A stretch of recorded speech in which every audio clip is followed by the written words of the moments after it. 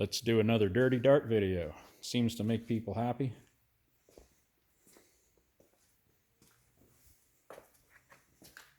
Yeah, she's back down on the ground, which means both sides are welded up.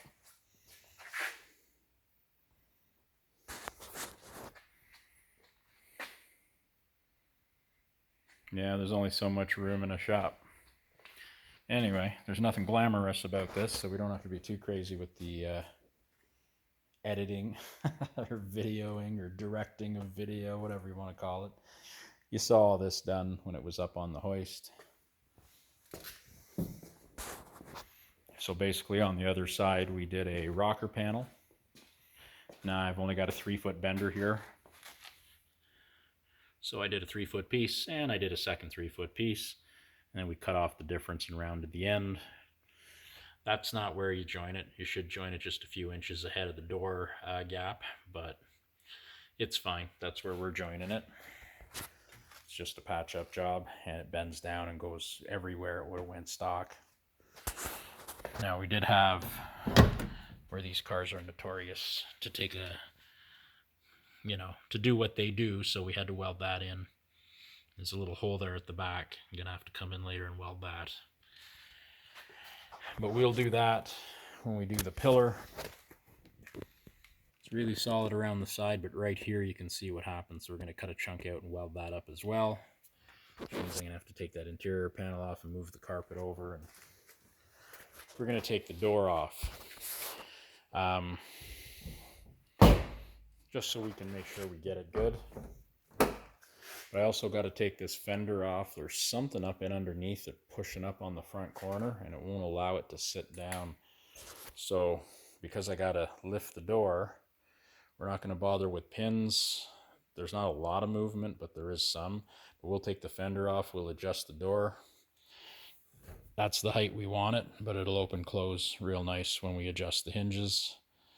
And to get at those on these cars, that fender's got to come off. So we'll take it off, and then we'll see what's hanging it up there, and we'll drop it down. So what's happening is it's sitting up. The headlight bezel is not sitting quite right. Now, granted, this car's not perfect. It's probably not 100% straight. The bottom of the car, we measured it out. Everything seems to, you basically measure X's from certain places. So the car is square underneath. However, somewhere in the skirts and the welding and patching, the front of the car has slightly shifted, and it's out by less than 1/4 of an inch. But what is happening, there's something down here underneath the little rubber where it's catching the fender. We don't have enough room. So when the fender's off, we're going to notch a little chunk out just to allow it to fall. You can kind of see here what's happening. It's trying to, right, we can't just adjust that, and it's rubbing on the light. The fender's got to go down because we've got it too far that way. So something must have happened here where the skirt, the frame rails were welded in the front. It's slightly twisted over. Now the bottom is square, but the top is that way.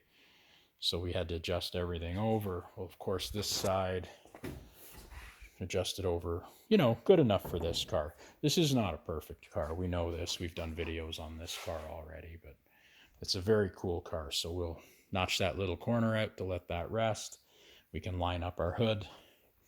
Our gaps will be decent. They're not going to be amazing, but we don't care. Not on this car. We're not doing body work. We're not restoring the car. We're literally just getting rid of the rot. And we're going to paint the hood black, which it's been really growing on me. I think we should just leave it in the other orange. Now, if anyone's curious about what the color is on this car, I believe we found it, or at least close enough that we're happy. The red orange on the hood is what these cars normally would have been in. Well, I mean, there was other colors also, obviously. But if you'd ever seen one that looked like this, it would have been vitamin C. Now, vitamin C has metallic in it, and this doesn't.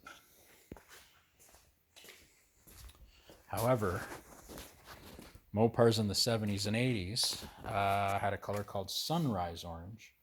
There's your paint code, in case you want a nice bright orange on something. I don't know how the car looks in video, but the color is like shiny pumpkin. It's actually pretty sweet. It's a good looking car. Now, if it looks like it's dark and faded, well, the back here must have been sitting in a shed exposed to the sun. The back of the car is faded. Of course, right now it looks worse because it's dusty. But anyway, we mixed some of that sunrise orange, and you know, we got a bunch of the chunks we cut off the car.